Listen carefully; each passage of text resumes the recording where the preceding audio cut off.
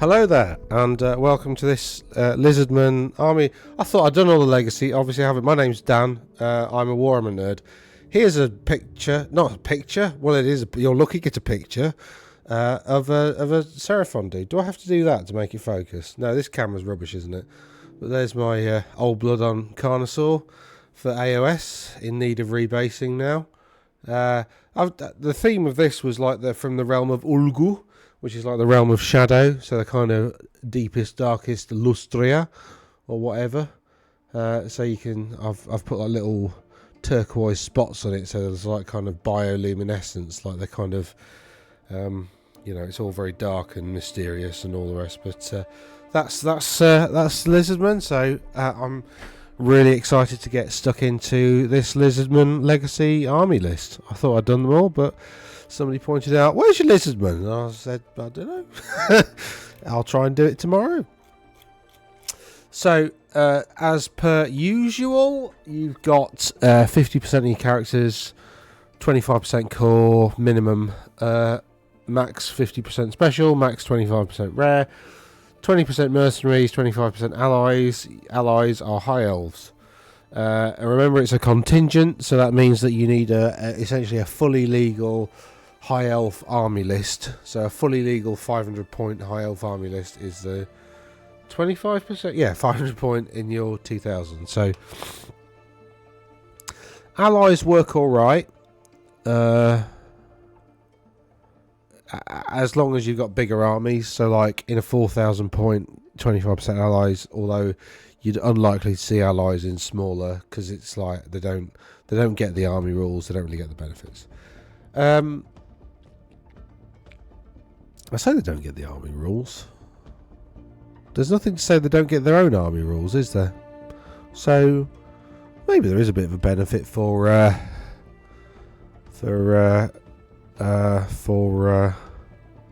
sorry, I just need to change my mic settings because I set the volume too low. Apologies.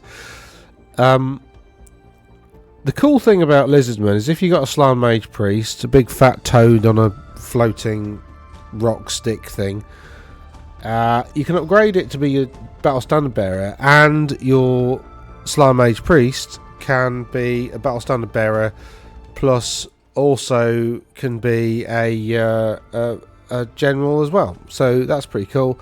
You're only now one anyway, but if you take the toad on a rock, then he can be your general and your BSB. So it's possibly worthwhile doing, although that does mean that your opponent gets 150 points if they kill him, because they get the killer general thing, the Kingslayer or whatever it's called, and possibly get capture a BSB. Anyway, you've got to have a unit of Saurus, which is great. Love Saurus, got loads of them. Skinks, skirmishes, jungle swarms. You've got one unit of Temple Guard limit, so one Slan Mage Priest, one unit of Temple Guard to guard the Slan Mage Priest. I mean, I don't like Slan, so I don't really ever take them. They are very good, though.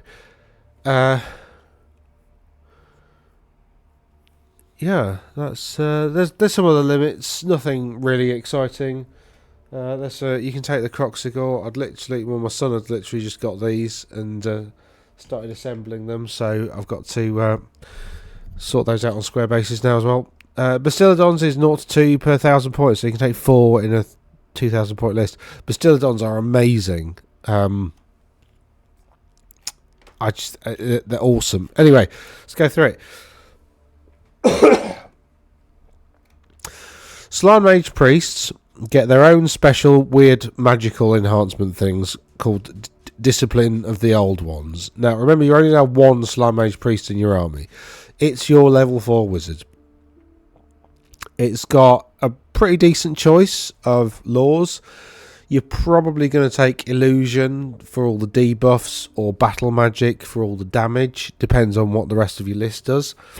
But the others are pretty cool too. It's got a 5 at ward, just in general, so it's 5 wounds effectively becomes sort of 8. It's rubbish in combat. It's a large target, which isn't great. It's a monstrous infantry, again, which isn't great. and it's got fly 8, so it's reasonably quick. You got your old blood, who the thing about Saurus is they're low initiative, weirdly low leadership, but that's because they've got cold-blooded, so that doesn't really the low leadership isn't really as bad as you think. Saurus heroes have got Furious Charge, which is +1 attack on the charge. They've got Obsidian Blades, actually, and they've got Rallying Cry as per usual.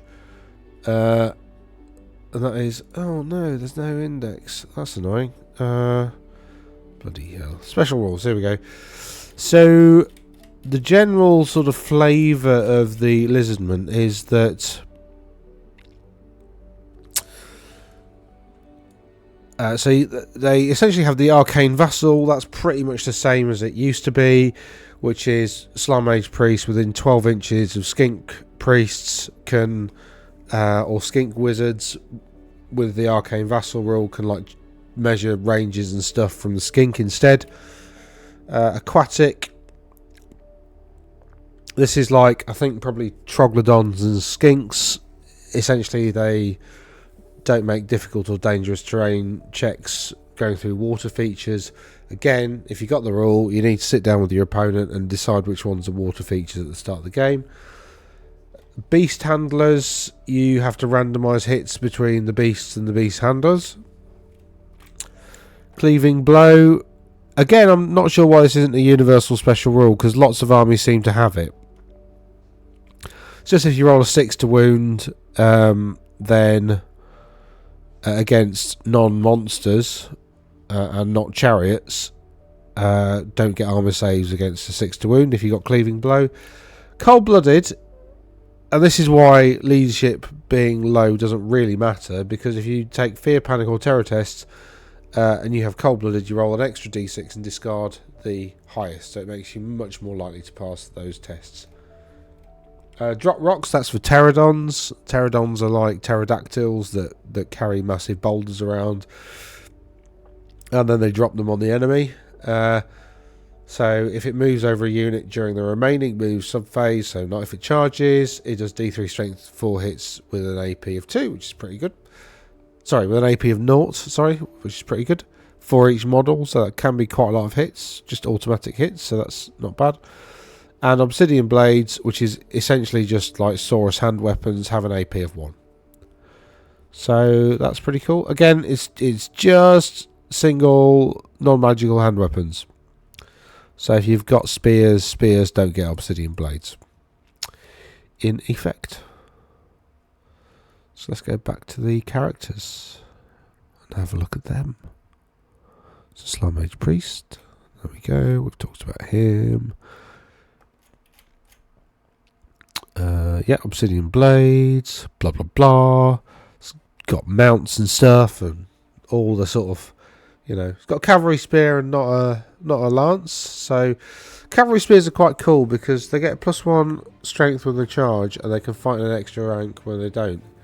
So that's pretty useful. It's already strength 5, so it's strength 6 on the charge, which is, you know, okay. Better with the lance, but you know, whatever. We'll have a look at the mounts in a sec. Skink heroes, you've got essentially you've got a skink priest. Yeah, it is priest. There's a level 1 or level 2 wizard. A skink chief is like a super skink, basically. They've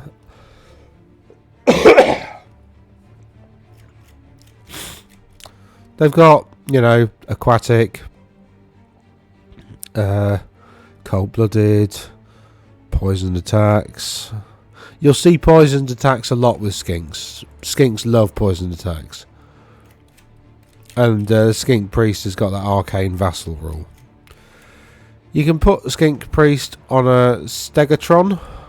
A chief can go on a Pterodon, Rhipidactyl or Stegodon.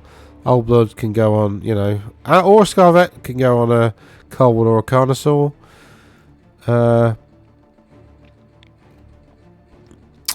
They're all more or less what you'd expect, really. Carnosaur is later on. the Troglodon is not a mount as it is in Age of Sigmar for a hero. Is it even in here? I don't know whether I've seen the Troglodon actually. Monsters will be the last thing, won't they? Troglodon, it has a Skink Oracle on it. Huh. So a Troglodon is like a standalone monstery unit that is actually a character and a level 1 wizard, but it doesn't come from your hero's allowance. Am I getting that right?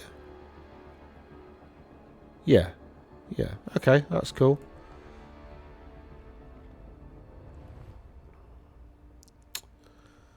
Bastillodon. Carnosaur. We'll have a look at the Stegodons later because it is a monster. So we'll do that with all the other monsters. So this gives your your old blood basically goes to 9 wounds, toughness 6. That's pretty tanky. It's got heavy armor. It's got some stomps. It's got blood frenzy, which means if it inflicts a wound, it becomes frenzy.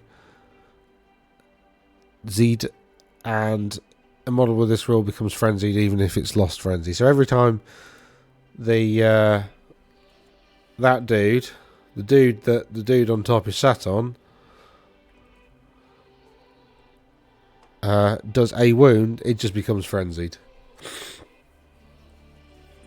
Close all the carbons, large target, suicide, terror. So all the things that you'd expect.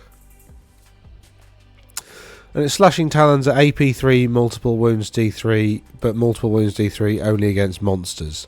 So if your opponent's got a monster, I mean, it's gonna slap hard. It's got 4 attacks, maybe 5. Weapon skill 3, which is terrible. However, strength 7, which is less than terrible. So that's your old blood sort of thing. Pretty cool. Temple Guard. This is what. So we'll start with the infantry. So Temple Guard, a heavy infantry. Gonna have 10 of them. Weapon skill 4, 2 attacks each. Saurus pretty much all have this kind of stat line. So terrible initiative, like the worst in the game. However, they got 2 attacks, so they pretty much always strike last, but they slap hard. These guys have got close order, cold-blooded. Guardians, which essentially means you can pass off wounds from Slime Mage priests to the Temple Guard. But it's transfer the hit, so you've got heavy armor and shields, so you know you can use their armor save.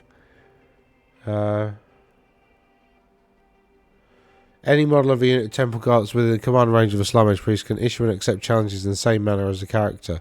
That's a really good rule. Like, it's the same as, sort of the same as Grail Knights. The main reason that's a really good rule is that your champion is like a character in your unit. So you can accept a challenge or issue a challenge with a model that's not your champion. That then dies, or that then fights the other unit's champion. And then the other unit has to then allocate attacks to try and kill off your champion. So that means they could be wasting attacks. Because if you are, so for instance, if you've got like 5 frontage models, you've got 1 in a challenge, and you've got 3 allocating attacks to kill off the champion, that means you've only really got 1 attacking the unit. So if those 3 allocated to the champion are all successful, they've just wasted 2 combat res.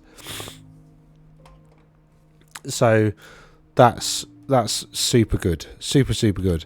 And 16 points is really cheap for that kind of stat line. Really cheap. And they have halberds. So they can either use their hand weapons at strength 4 obsidian blades. Yeah, AP1. Or they can, and keep their 4 up save. Or they can drop to a 5 up save and hit with strength 5 AP1. So that's cool. They've also got shield wall and stubborn, which I've talked about these on other videos. You'll see this combo a lot. Stubborn means the first time you lose a combat, you can decide to fall back in good order and just not roll the dice. And shield wall means instead of falling back in good order the first time that this happens, you can just get pushed back. So the first time they lose a combat, they can just say, no, I'm just automatically just going to get pushed back, thanks. But you've got to do it in the first round of combat if you're going to do it. I think there's a may involved in the wording. In fact, rather than just guessing, I shall just show you. Let's make this interface a bit better, because you don't really care about what the file name is, do you? So let's do that and make that a bit bigger. Sorry, I'm just faffing about a bit with this screen. So if I take the top bit off, and I take the... How do I take the bottom bit off? Let's do that. There we go. What are we doing? Oh yeah, this is great content. Watching some bloke faff around with OBS. Shield wall. Okay. So actually, we need to read stubborn first, which obviously isn't on this page. Stubborn. First time the unit is required to make a break test, it may choose not to and will automatically fall back in good order. First time, right? So you've lost a round of combat. You can choose to fall back in good order. If you've got shield wall, once per game during a turn in which it was charged, a unit with this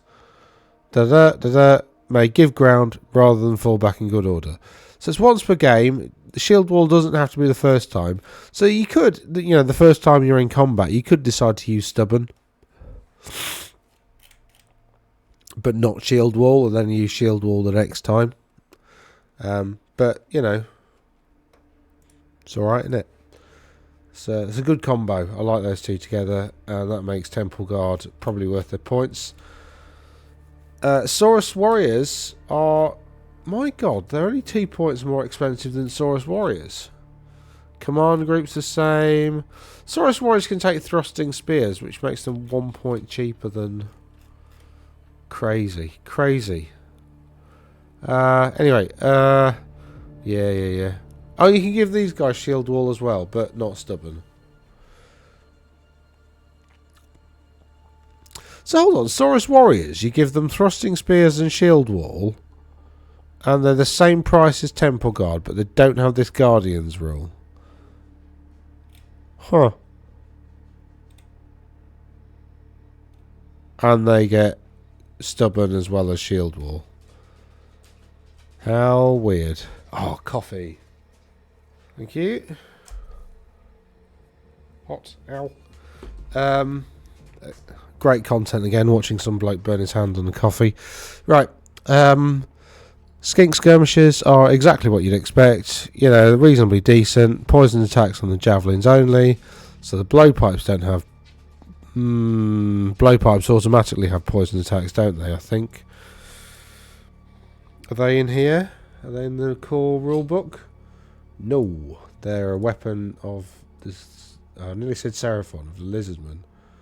Where's the weapons? They're magic weapons. What's the stat line on the blowpipe? Oh, here we go. Yeah, blowpipes do have poison attacks. I know I'd read that somewhere. So, yeah, so javelins. So, this is what I mean about, overdrafting. Because, blowpipes have poison attack. So you don't need to put that in brackets, because then somebody reading that who doesn't know that blowpipes have poison attacks themselves will think, oh, well, blowpipes don't have poison attacks. And then somebody else think, well, actually they do, because if you look on the card, you just think, why not just delete that? And then it just makes it really, okay, I've just figured it out, because they don't mean on the hand weapons, so you don't get poison attacks in combat. I mean, I don't know why that would be a terrible thing, just make them 6 points, really. But anyway.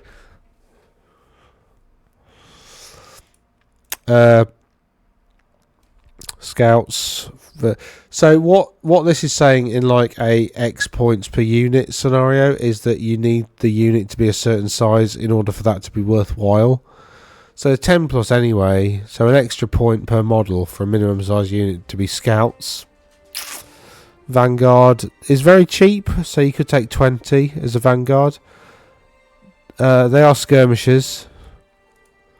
They don't have close order or open order, so they must be skirmishers. That's the only thing they can be. I mean, meh. I quite like the Skinks. I mean, they do the job. They're cheap. They're going to die the first time somebody even looks at them. But, that's sort of not their job.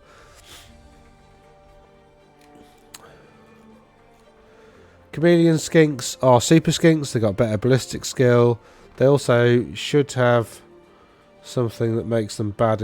Okay, so they've got evasive, so that means that you can fall back and automatically rally when somebody shoots at you. So that's pretty cool. They've got scouts and yes, they've got scouts. So that means that scouts. So just to remind you, Vanguard means that after deployment you can make a move. And scouts means you deploy them in no man's land, or you can if you want to. If you've got both, I mean you can't, but if a unit has both, you pick which one you're going to use. You can't use both. Croxigor are the new models are superb. They're a bit cartoony, but they're superb.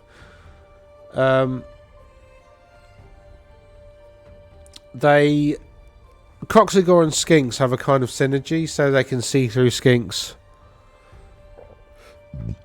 And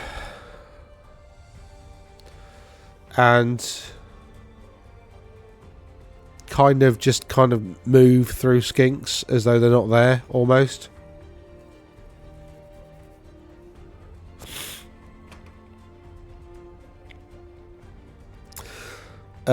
Yeah, so whilst in skirmish formation, units of Skink skirmishers can treat friendly models with this special rule that are within 1 inch.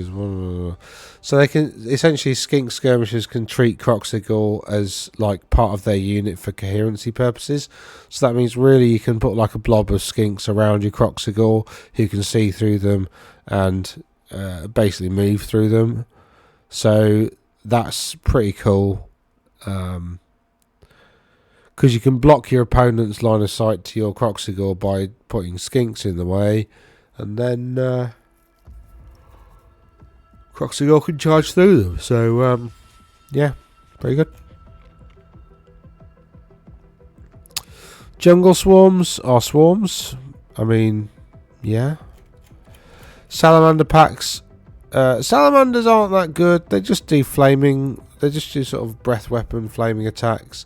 So you got to get quite close. I mean, yeah, they've got movement 6 and the skirmishers, so they're relatively hard to shoot away, and they're faster than most infantry, so they'll probably get a shot off, but then they'll die. So they're only leadership like 5 and 4, so they're very. Although they're cold-blooded doesn't apply to like break tests. It's just a panic, fear, and terror. So like, yeah, they're likely to pass panic tests, but the first time they lose a round of combat, they're probably out of here. Razordons have slightly better ranged attacks, but not that much. Col 1 Riders, these really do hit hard. They've got so many, 4 attacks per model. You can give them drilled, which is amazing. Yeah, they're pretty good. And they've got cavalry spears, and I quite like cavalry spears. They're arguably slightly better than lances. They're better than lances if you're going to have big units of cavalry, because you can fight in multiple ranks if you've got like cavalry spears. Not when you charge, but later. So these are much more of a kind of thump then grind kind of cavalry. You got some pterodon riders. They drop rocks on stuff. They've got these bolash, which they can like throw at you. I mean, they've got some javelins, which are poisoned. Like, they're okay. Quite expensive though for something that's going to flap around and not really do a lot. Ripidactyls are combat pterodactyls, basically. It's a bit more expensive.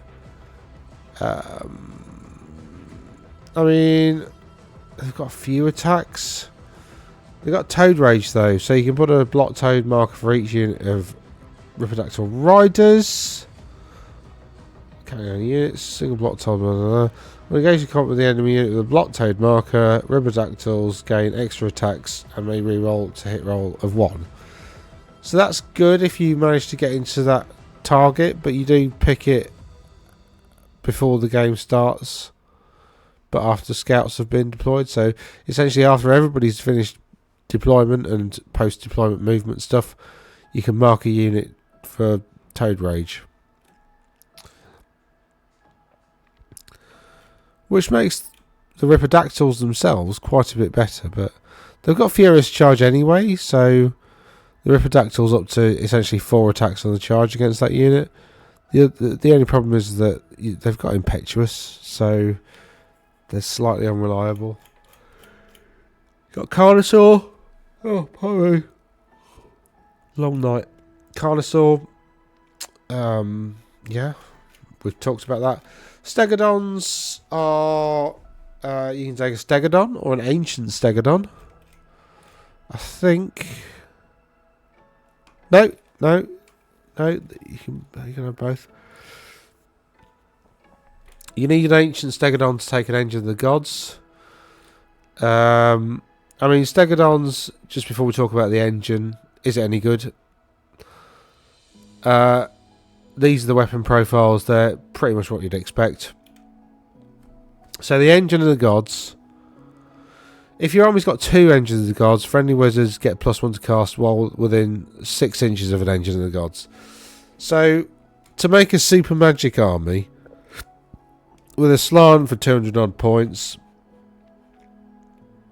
you need to spend 500 points on Ancient Stegodons to give them +1 to cast. It's a lot of points. It's a lot of points, because then it loses its giant bow and can't, no giant blowpipes. And then it's got a bound spell with a power level of 3. So a bound spell means you roll 2 dice as usual to cast it and you add 3. So you need a 5. So it's probably going to go off. It's reasonable range. 2d6 strength 4 hits. AP nothing. Flaming attacks.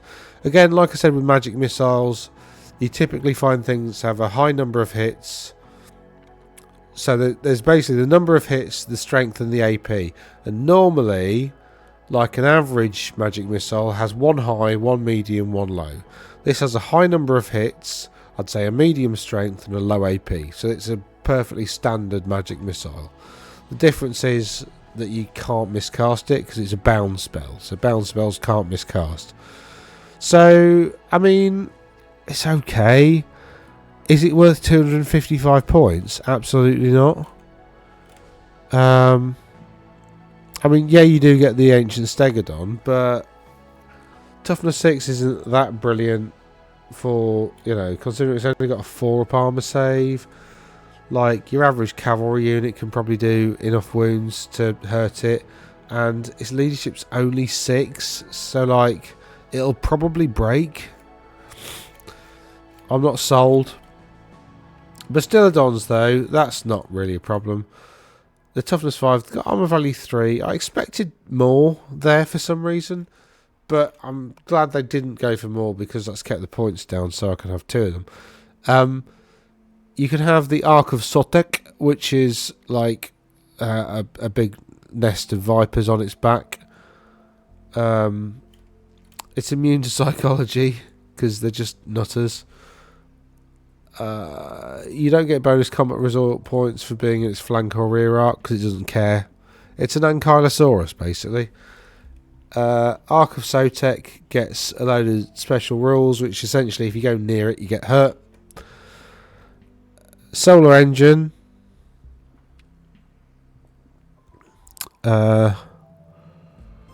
Gives +1 initiative to cold-blooded models, which is cool. But also has a bound spell, power level 2, so you need a 7 to cast it, so it's reasonable. It's got a high number of hits, high strength, high AP, right? That's an excellent magic missile. And has flaming attacks. But you do need to cast on a 7. So 2 of those, you might get one of those off. And they're auto hits, so, I mean, that's an excellent magic missile. Possibly the best in the game. So, it's probably worth taking a couple of basties. And then you got the Troglodon, which has the Arcane Vassal thing. You can give Furious Charge to everybody around it, which is cool.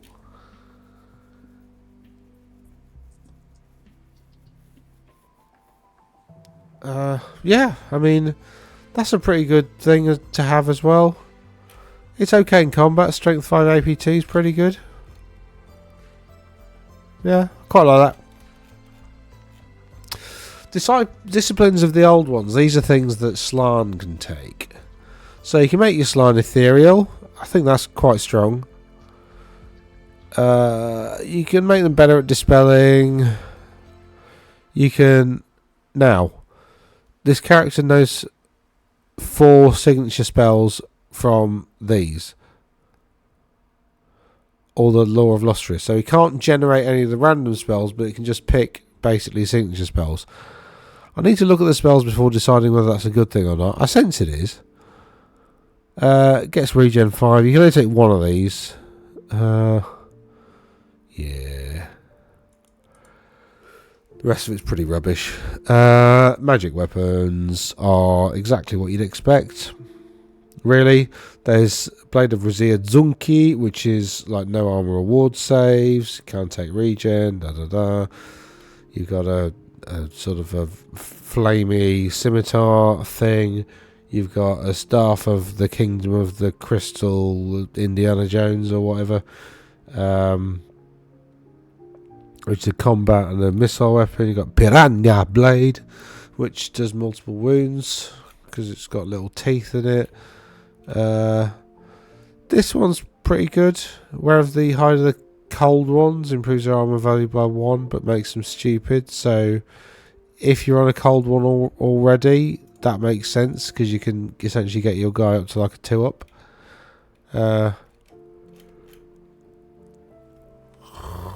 Pardon me.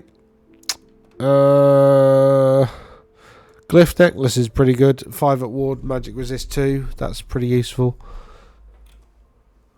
-1 to hit in combat is also pretty useful. I've just thought of something. The question is, did the rules writers also think of something and head that off at the pass? Let's find out. There's a magical artifact. I thought it was a... why the bloody hell? Oh, there we go. I thought it was magic armor. Jesus Christ. No, they didn't. So, -1 to hit for Bedazzling Helm. -1 to hit for Aura of Quetzal. So, in combat, -2 to hit. That's insane, considering you can take that on an Old Blood, who's like weapon skill 6 or something. So, the vast majority of things will be hitting on 6s. Oof. Oof. No stand and shoot is pretty good.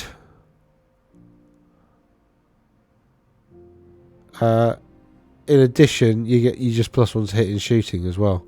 So again, pretty good.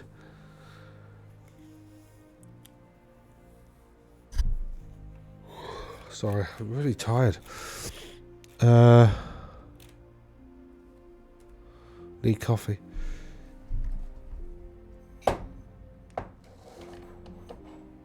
Horned one's pretty good. I quite like that. So a horned one is like... There's a legendary breed of cold ones called horned ones who are smarter. For any of you who remember the old Malus Darkblade fella, Spite was a horned one. I think. I might have said that. I might be leading you down the wrong path, but I think Spite was a horned one.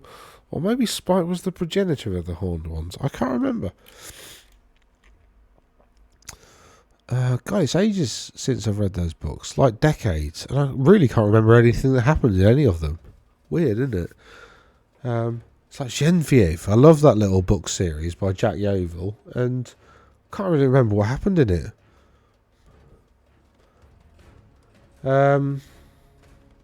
Auto Dispel is very, very, very, very strong. In addition, all remains in play spells currently in play are dispelled. Like, if your opponent's banking on remains in play, like there might be high elves, for instance, you know, that's awesome.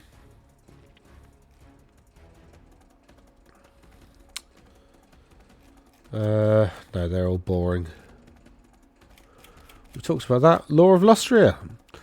So you've got 2 spells. Apotheosis. Apotheosis is more or less for Slan mage priests only, because it's a 10 or 12. You're not going to get this off with a wizard that casts, level 2 wizard. It's a heal, basically, which is pretty good, and upgrades fear to terror and gives them fear and whatever. Monsoon is weird as hell. You use the mortar, the 5-inch template, put the hole within 12 of the caster, and it's dangerous terrain, moves d6 in a random direction. A drenched unit suffers -1 to hit during the shooting phase, and war machines must roll a d6 before shooting. On a 1 they fail to shoot. Now that's going to go very, very close to you, 12 inches away, 5-inch blast. If it scatters back towards you, you're probably hitting your own units, given that your Slan or your wizard is... I mean, I suppose you can cast it with a level 2 caster, but not reliably, and like it just does weird stuff. It's kind of a board control thing, I suppose, because it's dangerous terrain, and it's line of sight blocking as well, so I suppose you could use it to put it in front of a unit that you don't want your enemy to see. But that's about it. Limited use, very situational. So yeah, that's Lizardmen. That was quite quick. There's not a lot there really, to be honest. I mean, it's pretty straightforward. You've got Skinks, you got Saurus, you got Slans, you got Old Bloods, you got Lizardmen. The Lizardmen. I mean, what would you expect? Cold One Riders are pretty cool. I'm annoyed I haven't got any. I've got about 60 Saurus. Although that said, Saurus do slap back quite hard when they get charged, because they've got loads of attacks. Remember also, they're going to be fighting in 2 ranks because they get thrusting spears. So even if you got like 20 in a 5x4 block, like they start the round of combat. Well, mate, with 16 attacks. Even if you kill like 4 or 5, you've still got like 5, 7, 8 attacks back anyway. So they're pretty strong. I quite like them. I think Temple Guard are a lot better for not a lot more points. So I'm a bit confused about that. But yeah, that's Lizardmen. Thanks for listening. Like if you've liked the video and all that good stuff. I've got a battle tomorrow, so I'll see if the guys will let me record it. And I might actually have like an actual battle report for you. That's exciting, isn't it? Anyway, toodles. How do I turn... Where's the off button gone?